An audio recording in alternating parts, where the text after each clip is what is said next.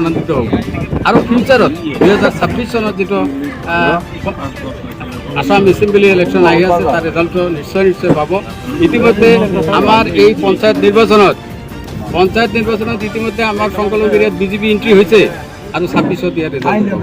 গতিকে মই ৰাজনৈতিকভাৱে বিশেষ একো ক'ব নোখোজোঁ।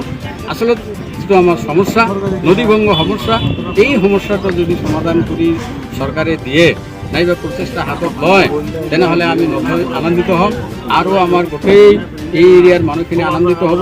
সিহঁতে আৰু মানে নিশ্চিত হ'ব পাৰিব আৰু এই টাৰ্ণিংটো ভালকৈ যদি জিঅ' বেগৰ কাম কৰা হয়।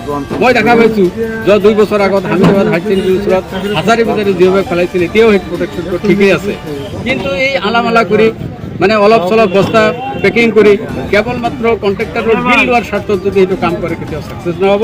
গতিকে মই এজন স্থানীয় শিক্ষিত যুৱক হিচাপে মই চৰকাৰক অনুৰোধ কৰোঁ, ভালকৈ যদি ব্যৱস্থা লয় এই এৰিয়াটো প্ৰটেকশ্যন হ'ব বুলি মোৰ বিশ্বাস। ইতিমধ্যে আমাৰ স্থানীয় বিজেপি পৰা ভোটত খেলিছিল ৰবিয়াল হক, তেখেতে আশ্বাস দিছে অহাকালি বিভাগীয় মানুহ আহিব। মই অনুৰোধ কৰোঁ বিভাগীয় মানুহ সোনকালে আহি এই অবজাৰভেশ্যন কৰি যাতে ব্যৱস্থা লয়, এইখিনি কৈ মোৰ কথা।